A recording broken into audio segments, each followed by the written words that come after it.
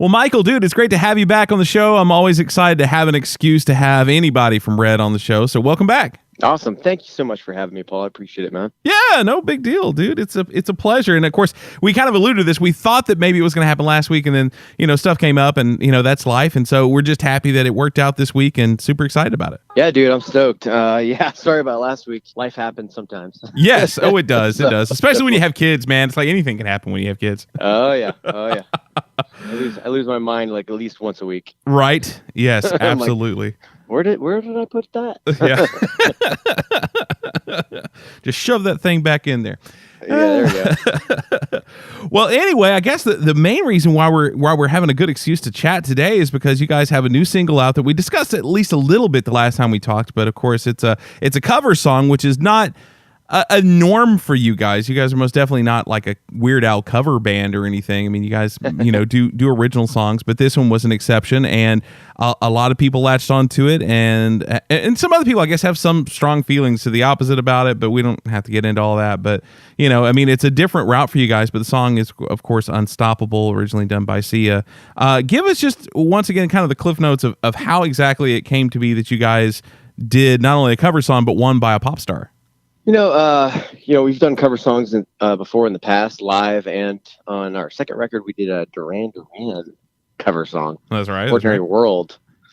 And so, we like to always kind of push the boundaries as writers. Right. And when we were thinking of a cover song, we're like, yeah, cover song, you cover a rock song. Obviously, that's like the obvious thing to do with a rock band, but we thought it'd be fun to kind of put our spin on a pop song and put a little edgier rock to it. And we like some of the electronic bits that Unstoppable and some of the pop bands or pop stars or whatever you call them are doing out there. And so we were tending to lean towards some more of the electronic feel for this record. Mm-hmm. And so we thought maybe, hey, let's try let's do this. And the producer kind of brought up this song to us, and we're like, we'll give it a try. We were unsure at first, and I kept working at it. That's kind of always my view on when it comes to vocals is like, you're going to give me a challenge, I'm going to try and succeed and live up to that challenge.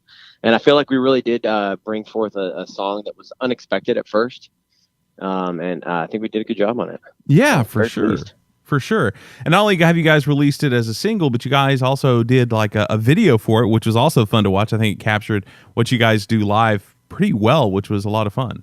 Yeah, I mean, I was very pleased with how that turned out. It kind of showed the aspect of, like what we do on the road, what it kind of feels like. We were out west for some of those shows. Like I think a couple of the shows that were in that clip, that one was Albuquerque, and then the other one was, so we had some Albuquerque, we had some Phoenix in there.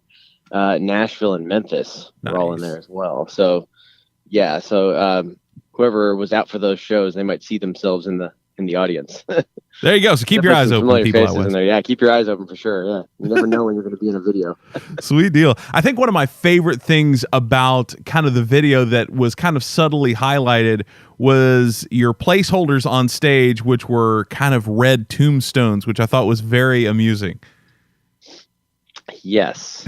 So this whole last record is it's called Gone. It's about like we're all fathers, and we have families, and people that look up to us, and as musicians as well, we have fans that look up to us. And so the record's all about leaving a legacy, one that people can look up to as encouragement, as and that's what we wanted this record to be. It's like the song Gone is about, are you just here to breathe air, or are you going to go out there and, do something, get something done?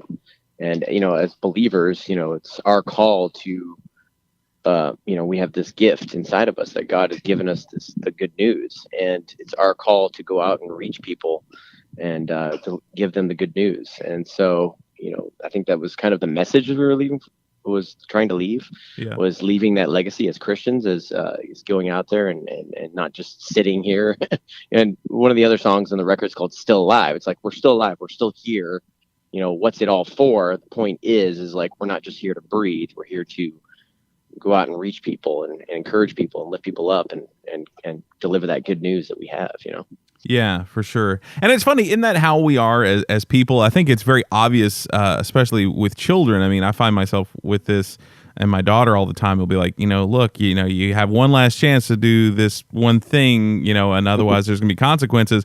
And then after that chance is up, then she wants to really do it. And I think that's kind of how we tend to be as grown-ups too. We're like, yeah, I'll get to it eventually, but then, one day we wake up and for whatever reason, we found ourselves on our deathbed and it's like, oh shoot, I want to do that now. It's like, well, why don't you just go ahead and do that now? Why wait? And I think that that's something that is, I don't know, for whatever reason, that feels like that's built into most humans, this kind of natural procrastination that is so sad in some ways. So I get what you're getting at there, man. That's cool stuff. Yeah. I mean, even as grown-ups now, we still are kind of like children in some ways. It's like we're just bigger. Yeah, right. We're all trying to figure this out. It is crazy because I keep on thinking back to like my parents being my age and like looking back when I was a kid being like, oh yeah, I thought they had it all figured out. I bet they didn't, but it sure seemed like they did from my point of view. They're just bigger and they have more stuff and more responsibilities, but they're still kind of trying to figure it out themselves. Yeah, we're always trying to just figure it out. That's why I tell my kids sometimes when I make big mistakes and I mess up, and I tell them like, God's still working on me. Yeah, it's like Daddy makes mistakes too, and that's and I think that's a good thing. It makes them feel like hey, they've messed up, but it's okay, and we can ask for forgiveness for each other and all. But I think just realizing that hey, we're all in this together. Let's encourage each other and lift each other up. Yeah, for sure. And before I get too far away from talking about the video, one thing that I thought was funny, I was just kind of perusing the Facebook page, and one comment really stuck out to me on the video for Unstoppable. A female admirer wrote, my favorite part is where Michael's vacuuming. A hunky man with a vacuum. Be still my heart. Wow. That's pretty funny. That's a rock star moment there. I love it. Yeah, it was one of those kind of candid moments. Just let people know that we're human beings. We like to keep a clean house. Yeah. So that's it's not only me but the rest of the band. We all keep the bus pretty clean, and so they just happened to catch me at the time where I was vacuuming. But hey, that's just who we are as fathers. When we're off the road, we take care of the kids and stuff, and so we take care of the household as well. Yeah, for sure. I'm right there with you, man. Oh, dude. Yeah, so now, just not too long ago at all, just like a couple of weeks ago, I guess it was, you guys played the Loudwire Festival. How'd that go? It was awesome, man. We've been playing Michigan a lot this year. So it was up in Flint, Michigan. Mm-hmm. And there's a famous club up there. It's called the Machine Shop. Mm-hmm. Where a lot of artists, even like Kid Rock, like some big bands that you would think that play like stadiums and stuff. They play this little tiny club, and just it's just good. It's a great Michigan's a great vibe just for people and people in general. Flint, you when you think of Flint, you think of like the bad water crisis that they're going through and the extreme crime, and people say that's like one of the highest for murder rate and stuff. Yeah, but the people are some of the nicest people you've ever met. So I just think maybe it's just because the whole town's kind of run through some hard times, and music in general is kind of the outlet for them to release some of that stress and some of that anxiety, So yeah, but it's great people up there, though. Great for people. Sure. For the ones that are committing crimes. Yeah. Well, there's that. There is that. There's that. I hadn't run into anybody who's committing crimes up there. You just hear the rumors and stuff. So you always kind of watching over your shoulder, but sure, never had any major issues up there. Well, see, and that's what I think is kind of funny, because usually when I hear bands talking about having trouble of some sort of an illegal nature being imposed upon them, it's usually in San Antonio. Oh, it feels like everybody I know who's had their trailer stolen, it was like from a parking lot in a hotel or a restaurant in San Antonio. Yeah. Oh, really? Wow. Thankfully, that's never happened to us. I think in our whole career, we've had an acoustic stolen once. Oh, wow. And that was a long time ago. I think the promoter stole it and we tracked him down. Yeah. I don't know if we did. I don't think we got it back or anything, but we were pretty angry at him. Yeah. That was about it. That was a long time ago. Thankfully, we've never had a trailer stolen. We're always been pretty conscious, just because we've heard a lot of bands and a lot of our friends that have had stuff stolen, and so thankfully that's never happened to us. We've been in an accident before. Yeah. On our right before our second record was released, we got into a really bad van accident that tore the side of the van completely off like a tin can. Oh dear. Yeah, and our tour manager like flew out of the van, and we all like woke up. We were all sleeping. Oh, we woke no. up. We were driving into Nashville, like coming home. We were actually going to sell our van and trailer to some friends of ours, and we were going to start leasing a bus. Right. And so we were prepared to do that. And while we were pulling into Nashville, we were all sleeping, and we hit some guardrail there wasn't like signs or anything Yeah. that were to warn the driver. Yeah. And he was trying to he saw some debris in the road and looked in the rearview mirror, tried to swerve. And when he swerved and looked back, there's this, barricade that they put right on the line. Oh Because they no. were doing construction. Yeah. So we hit the barricade. We all like jump up out of our, like basically a nightmare, just screaming at the top of our lungs because we hit the barricade on the left front tire. Oh wow. Which tore the tire completely off. Oh my goodness. We went flying in the air. So it's like, when you wake up and all you see is sky. And you're like, what is going on? Glass is shattering and just kind of floating in midair a little bit, a couple seconds of just slow-mo. And then the van landed onto the concrete. And I think the only reason why we survived is because that tire ripped off. Otherwise, we probably would have rolled the vehicle. Right. Because when it hit the ground, the axle just went straight into the concrete, and we slid, and when it hit that tire, it tore the side off. Oh my goodness. Like a tin can. So like the tire was like pulling the van like a tin can, just ripping it right off. Oh my goodness. Yeah. And we didn't have seatbelts on. It was back in the day where it's like we were just sleeping Right. on sleeping on the chairs. Yeah. Because it was a 15-passenger van, so it was like we're not buckled in or anything. We're just laying down sleeping. Right. And I grew up with one of those vans, so I know exactly what you mean. Oh man. So God was definitely watching out for us then, because that was. The paramedics came up to the scene and they're like, "Okay, what's the body count?" Right. And nobody was dead. Wow. It's like we all survived. The only person that got hurt really bad was our tour manager. Yeah. He had his whole back was kind of scraped up because we landed on the concrete. He fell out of the side of the van, and we woke up and he was sliding Ooh. on the concrete. So it was like so bad that he had to go to a burn unit. Oh my goodness. Yeah, and get that taken care of. So it was Man. difficult. I had to change the dressings on his back and stuff. Oh. It was nasty. Yeah, I dare say, man. That's craziness. So did the other band buy your bus or your van? No. They're like, "Where's the van?" It's like, well, We're like, "Watch the news." You'll see. that's terrible, man. That's Yeah, terrible. We shut down 6 lanes of traffic.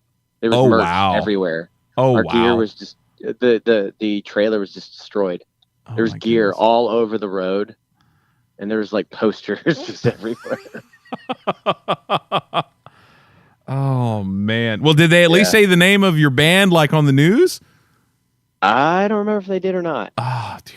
I can't remember because we weren't allowed. We were wanting to use the actual clip Right. for our DVD for the Innocence and Instinct record. Yeah. Of course. Well, it's on there. Like if you actually get on the DVD, you can watch a clip, right. but we weren't allowed to use the audio. So our A&R guy redid the audio like he was the reporter, and we just used the video clips off of channel whatever, and then Wow. put on some borders on the bottom that Yeah. that looks like it's a news story. I never knew that, but that's quite entertaining. I mean, Yeah, the whole that's event as a whole is terrible, but I love the fact that Yeah. you guys went through that much effort to be able to use it. Yeah. Wow, man, that is craziness. Craziness. Back to you guys having done Loudwire Festival. I mean, you guys just finished that, but then coming up pretty soon is Rock the Universe. Are you looking forward to that? And how do you expect it to be kind of a different thing? Yeah, I mean, Loudwire is kind of its own thing. It's kind of like in Dirty Flint. Right. Universal is like downtown amusement park. Like you're playing on the streets of an amusement park. Wow. And they have the huge stages. Yeah. There's one that's like a big built-in stage, and then the stage that we usually play on, we played on the built-in stage before, but they have a huge pop-up stage that they pop up like right in like on one of the roads that you kind of walk down. Yeah. And they do all the parades and stuff. Yeah. And when you play, it's just packed. Like as far as you can see down the road, like just packed in between all these buildings is just a bunch of people, and they're just crowd in right there in that area. And so it's a lot of fun. We are taking all of our families, so we're gonna have 15 people on the bus that's supposed to have 12 bunks, and I don't know how we're gonna do that. Not quite sure yet. It's gonna be a little bit of chaos, but it's worth it. It's worth it for sure. Universal is every time we've ever played Universal, they're always been very, very kind to us and take good care of us. We get the passes, and where they have somebody that kind of escorts you around and takes you through the exit lines, and so you can ride the rides really quick. Cool. So you can get a little, so you can get a little time in before and after sound check and before the show. So nice. That's awesome, man.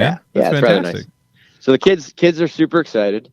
My kids are at the age of where they think all that stuff is really interesting now. Right. It's a lot of fun. I've been kind of waiting for this age because they've been younger. Now they're 9 and 7. Yeah. I have a younger one that's 3, but he's not showing up. He's not coming. Yeah. But the 9 and 7-year-old they're just super stoked, and the 9-year-old's like, if I can just grow in half an inch, I can ride this ride. He's gonna be wearing like 5 pairs of socks. Oh yeah, dude. Make sure you wear your boots. Yeah. On that day. That's awesome, man. Well, cool. I hope that's a lot of fun. I mean, that's kind of one of those cool opportunities that I know isn't something that every band gets a chance to do, and I know that's got to be pretty gratifying and a way to feel like it's all worth it. Because I know that it's not all glitz and glam, but that's cool though. No, it's a lot of work. I mean, it's definitely, we don't get huge paychecks or anything. Like a lot of people think people have record contracts to do. We do it because we love the music. I think even if we weren't touring, I'd still be a part of doing this music. I don't think it ever leaves you as an artist. A lot of the bands and artists that have come and gone, they still are part of music in some way. And so I think that'll never leave an artist that's just kind of always, for me, I'll never leave music. I'll always be in it some way or somehow. And so, it's very gratifying to be able to do these kind of things. We've been overseas. We've been in Russia. We're actually, it's not coming out yet, but we're talking about going to Russia again this year. Okay. It's going to be cool. So we do some shows in like Moscow and St. Petersburg, and we do a show in Kiev and Minsk. Usually when we go over there, we do those 4. Sweet. So yeah, it's a lot of fun. It's a blast to kind of go over and see different cultures. We got invited, it was this past year, they wanted us to come play in India. Interesting.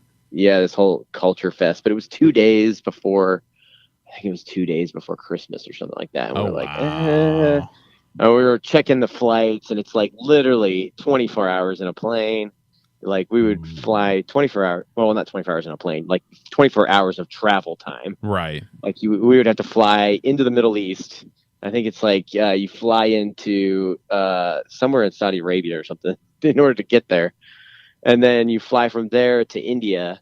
And then we basically get off, because we were like planning it out. Like, this is what we would have to do in order to make it back for Christmas. Right. Get off the plane, go play at the show, get back on the plane and fly back. Oh my goodness. And we're like, if there's any delays, any baggage lost, anything, we're like, it would be insanity. Yeah. And we're like, it was a decent amount of money, and we're just like, kind of torn. And then we're just like, it's Christmas, we can't do it. Right. Sorry. Right. And just the marathon of going down there and then instantly turning around and coming back. I mean, the amount of stress and mental strain on that would just be ridiculous. That is not the glitz and glamour when you're at 3:00 in the morning, like pulling all this gear through the middle of a airport. Right. It's not a lot of fun. No. It's not fun. No, I don't like it when it's just my suitcase, man, and it's the middle of the day, Exactly. so I don't even know how you would deal with that. That's Oh, I insane. mean, we're carrying like 15 to 20 pieces of gear at one time, and they're big gear. I mean, most of it's overweight. Right. Like we're spending like $1,200 to $2,000 just to get our gear onto the airplane. Oh dear. Yeah, because when you hit the first baggage and you hit the second one, that's fine. When Right. you get to the third one and it's overweight, Mhm. that's when they really start tagging it on. Oh yeah. And don't ever fly out of Switzerland with baggage that's overweight, because we pretty much spent the same amount of money it would have cost to buy our gear. We should have just like left our gear there, went to Russia, and just bought all the gear brand new. Yeah. Because we spent about $8,000. Oh dear Lord. That's horrible, man. It's the Swiss, man. They Ugh. gotta take care of their watches and their chocolate and their clocks. Jeez, dude, that is insane. That is just They know insane. what they're doing. They are hardcore on their border, that's for sure. Wow. That is so going in and insane. out of their border, it's ridiculous. Wow, man, that is crazy. Now, one thing I wanted to ask you about, and I couldn't remember if I asked you about this before or not, so please accept my apologies ahead of time. But since you guys have done a couple of cover songs, as you mentioned, you did the Sia one, and then you did the Duran Duran one, it got me thinking: is there any, like, in the midst of thinking about cover songs and all this sort of things, has there ever been a song of yours that you had really kind of secretly hoped somebody else would cover? And if so, did you ever have anybody in mind that you're like, man, if this song I would really love to hear performed by this band? Oh, that's interesting. I thought you were going to say, is there another song that you wanted to cover, but you're saying like another band To cover one of yours, yeah. Oh, one of our songs. Oh, geez. Oh my goodness, that'd be like an honor. Yeah, see, and that's kind of what I'm getting at there. I mean, it's funny because it's one of those things where a song is truly awesome, can be just an awesome thing that stands on its own, no matter who's doing it, as long as it's done well. Yeah. And I always kind of was curious about bands if they ever kind of secretly hope that some band that they admired would cover a specific song of theirs. Oh man, I mean, you always think of those big bands. It'd be fun to have a big band cover your song, it kind of blow up or something. But I mean, we get fans that are in bands that cover our songs all the time, and they slap it on YouTube or they put it on our Twitter. And recently there was a band. It was from Russia or Ukraine or somewhere over there that just covered "Buried Beneath" off the third record. Nice. And that was one of my favorite songs from the third record. It's a really like positive, uplifting song of talking about shifting sand, like building your house on firm foundation, and not building on sand and shifting sand. So it's a great song. It's a great melody. One of my favorites from the third record. So yeah, you should definitely check it out. It's on our Twitter. I think I retweeted it. So if you go to Mike Red Music, you can check it out from there. Cool. Sounds good. We'll have to do that. That's fantastic. Yeah. Well, sweet. Well, one other question I had for you. This is just something that I'm going to try out with you. I've never done this to any other band, so my apologies in advance on this one as well. But I'm always curious as to how much bands actively notice kind of what's going on like the music streaming services as far as like what maybe is or isn't the most popular. And so I was looking, I'm an Apple Music person, and I was looking at the kind of they always list like the top 8, and then you can click to see other ones that are like the biggest ones. But I wanted to see how many of the top 8 of your catalog you could list according to iTunes Music. Oh, top 8. Well, of course, Breathe. Okay, that is number 1. Breathe. Already Over. Check. Let's see, probably Pieces. Yes, man, you're even going in order. I like this. I'd say Not Alone. Okay, you're no longer in order, but that is correct. Let's see what else. Let It Burn. No, that one is not on there. Oh, okay, that's probably Spotify then. Spotify. I think it's in the top 10. Oh, okay. Spotify. Let's see. Let Go. Yes. Feed the Machine. No. Okay, that's right. Feed the Machine's not one of them. Let's see. Faceless. Yes, you have 6 of the top 8 thus far. You got 2 left. 6 of the top 8. Start Again. No. I'm gonna get it. There is one from the newest record. Okay. And there is one from the previous record. Okay, Darkest Part. Yes. And then one from the new record would be Gone. No. Probably Still Alive. There you go. There you go. Dude, you did better than I expected. I mean, I don't know. I don't know how much people pay attention to that or not, but I imagine that and obviously so, because you nailed that you only had a couple of false moves on that. All the rest of it was just, I mean, you'd listed like 4 of the top 5 right off the bat. That was impressive. Yeah, and we played pretty much all those songs. I think, what was the one before? No, Darkest Part. Darkest Part we're not playing right now live. Right. Pretty much all those songs we play live. Yeah. Too, yeah. So we definitely pay attention to iTunes Music or Apple Music and Spotify. Yeah. Because whatever's being streamed, because that's the future right now is right. Streaming. Pretty much everybody streams. Yeah, it's weird because it's like I do it mainly because I also like DJ parties and stuff, and it's an easy way to be able to get access to broad strokes of stuff. But at the same time, I always feel a little guilty. Oh yeah, true. Being in the industry there, yeah. Yes, quite a bit. It's just so easy. Oh, it is, and it's so like the cost is like I don't even notice it. That's what's really sad. Yeah. But it's like I try to buy physical copies of stuff when I can, but and it's I don't know. I hate it. Well, I like it, but I hate it. Yeah. Well, everything's kind of changing too. It's like people aren't making records anymore. Right. Just the way things are moving. So people are just releasing songs, and just the way the industry is, they're just releasing songs like one at a time every couple weeks. Right. So yeah, it's very different. It's a different world. It is very changing quickly, rapidly, very quickly. Yeah. Sheesh. Well, and that leads me to one of my last questions for you today.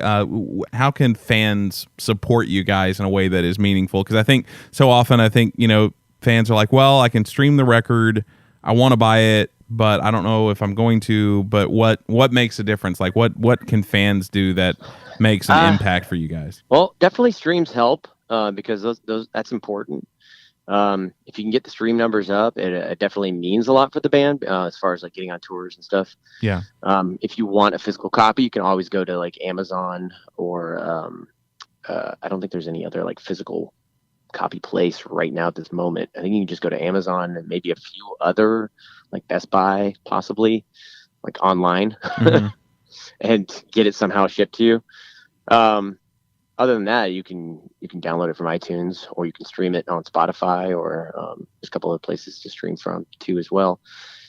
But one of the great places to go is Shop Red Music. Okay. It's got all like if you're a fan of like the first, second records, and you want some memorabilia from those records, we definitely have a lot of T-shirts and things that we've got up on there. Cool. And we're always changing the T-shirts out. It never runs out. We never run out of sizes. We can ship them anywhere in the world. So it's a really good quality too as well.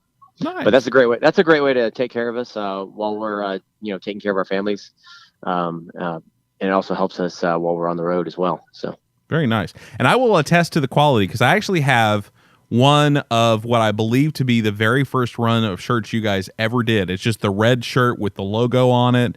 And I was working at Power FM in Dallas at the time, and I think it was like y'all's maybe 3rd show ever.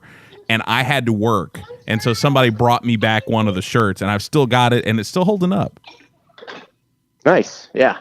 Yeah, that's definitely one of the fan favorites. It's just simple, black with the red logo. Yeah.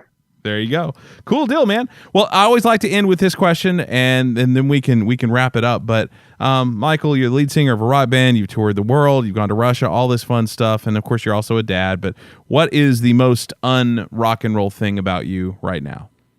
The most un-rock and roll thing? Yeah. I changed my 3-year-old's diapers still. He's not potty trained. Still changing his diapers. Yeah, that is not very rock star like, but that's okay. No, it is not rock star like, and I don't like it. And I keep telling him he's pretty much naked, running around the house right now, and he's climbing. He said, Oh, and he's climbing. Yeah, There's he's a mental climbing up the image. stairs on the outside of the railing. Yeah, Oh, lovely. Okay. Yeah. yeah. It's basically what I would do when I was his Right. age. Right. Well, fair enough, my friend. Well, dude, I hope that the upcoming shows go great. I always, of course, look forward to whatever you guys do next, and hopefully we'll catch you guys out on the road again soon. Awesome. Thanks, Paul.